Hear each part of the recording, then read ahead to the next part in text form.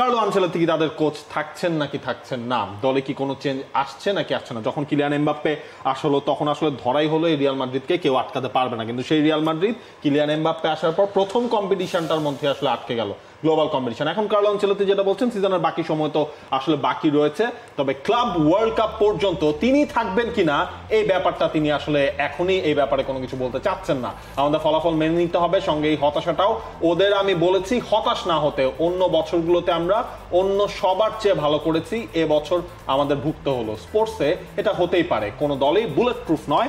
আর আমার ভবিষ্যৎ আমি জানি না, জানতেও চাই না। ভালো, তাওয়াক্কুলের উপরে বিশ্বাস রেখেছি। তবে এই জায়গায় একটা জিনিস কি, মানে কার্লো আনচেলত্তি দলটাকে কিন্তু খেলা নিয়ে হচ্ছে মাঠে ছেড়ে দেন, তোমরা ইন্ডিভিজুয়াল ব্রিলিয়ান্সি দিয়ে তোমরা ম্যাচটা বের করে দাও। এইভাবে প্রতিদিন তো আসলে এই জিনিসটা হতে পারে।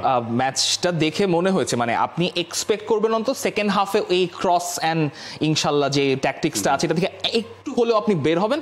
কিন্তু কথা হচ্ছে যে গতকালকে আনচেলত্তির এই অ্যাপ্রোচটা প্লেয়ারদের বডি ল্যাঙ্গুয়েজ দেখে আসলেই মনে হয়েছে players need bit of fresh idea. মানে এভাবে আসলে আর চলে না, কারণ এই মাদ্রিদ যে পরিমাণ ম্যাচ হেরেছে পুরো সিজনে, 11টা ম্যাচ হারলো। এক্স্যাক্টলি। তো এটা আসলে যারা রিয়াল মাদ্রিদ ভক্ত এবং যারা রিয়াল মাদ্রিদকে এত বছর ধরে দেখে এসেছেন তাদের জন্য একটু ইনজাস্টিস। ওয়ালটন আবারও মিলিয়নিয়ার অফারে ওয়ালটন ফ্রিজ কিনে আপনিও হয়ে যেতে পারেন মিলিয়নিয়ার।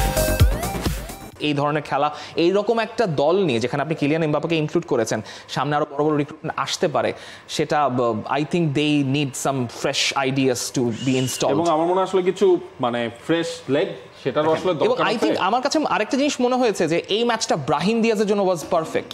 ব্রাহিম দিয়াজ চাইলেও মিডফিল্ড আনলক করতে পারতেন, মানে ওই ক্রিয়েটিভিটিতে মিডফিল্ড আনলক করে ফাইনাল থার্ডে খেলাটা সম্ভব ছিল, ট্রানজিশনাল থ্রেডগুলো ক্রিয়েট করার জন্য, যেটা লাস্টে একদম শেষে মিকেল আর্তেতা একদম জড়িয়ে ধরেছেন। আর চেনেন তো আগে থেকে এবং চুমুটুমু খেয়েছেন। তো ব্রাহিম দিয়াজ কোনো মতে সাবেক গুরুকে দেখে, সাবেক গুরু তো আর হয় না, গুরু সবসময় গুরু, মানে তার সঙ্গে কোনো বোঝাপড়া করছেন।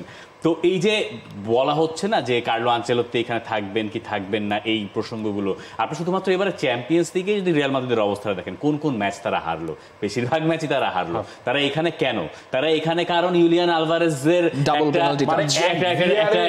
একটা অদ্ভুত ডিসিশন, যেখান থেকে পরে গিয়ে ওই রেফারি আসলে ঝুলে গেছে। মানে ভিআরের ধরেন দুইটা পিঠি রিয়াল মাদ্রিদ দেখলো, ওইদিন তাদের ফেভারে এসেছে। এইটা ধরেন হচ্ছে ওই যে কিলিয়ান এমবাপ্পেটা যদি পেনাল্টি হতো সেটা হইলেও আসলে কিছু হইতো কিনা সেটা আরেক আলোচনা, না তখন হয়তো মোমেন্টামটা চেঞ্জও হয়ে যেতে পারতো, হয়তো ইউ নেভার নো।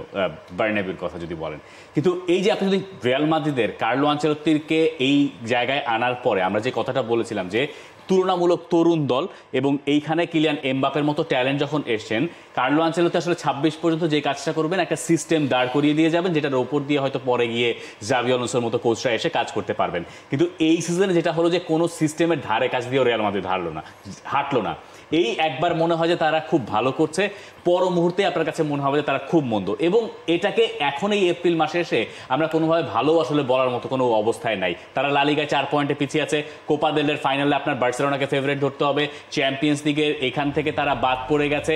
এবং আপনি যদি রিয়াল মাদ্রিদের গোটা সিজনের পারফরমেন্সটাকেও এক সুতোয় নিয়ে এসে অ্যানালিসিস করার চেষ্টা করেন, শুধুমাত্র রিয়াল মাদ্রিদ ম্যাচগুলো বের করতে পেরেছে হয় ভিনিসিয়াস, এমবাপ্পে বা কেউ একজন সেখানে ত্রাতা হয়ে দাঁড়িয়েছেন, এরপরে তারা ম্যাচ বের করছেন। কিন্তু খুব যে ডমিনেট করে তারা সব ম্যাচ খেলেছে, এই দাবি রিয়াল মাদ্রিদ সমর্থকেরাও করতে পারবেন না। এবং এরপরে এর পরিপ্রেক্ষিতে যদি কেউ বলেন যে আনচেলত্তি অনেকদিন হয়েছে আর নয়, তাহলে সেটা বোধহয় খুব বেশি ভুলও হয়তো অনেকে বলবেন না। আপনি লা লিগার হিসাবটা করলে তো একটা সময় রিয়াল মাদ্রিদ 10 পয়েন্টের ডিফারেন্সে তারা হচ্ছে টেবিলের টপে ছিল, সেই জায়গা থেকে এখন তারা বার্সেলোনার চেয়ে 4 পয়েন্ট পিছিয়ে। এখন আসলে রিয়াল মাদ্রিদকে নজরটা সেই লা লিগা, কোপা দেল রে এই দুটো টুর্নামেন্টের এবং লিগের উপরে আসলে দিতে হচ্ছে, এছাড়া তো কোনো উপায় নাই। For more updates, subscribe to our YouTube channel and click on the bell icon. Follow us on Facebook and Instagram. Download T-Sports app to enjoy exciting games and highlights. Visit tsports.com.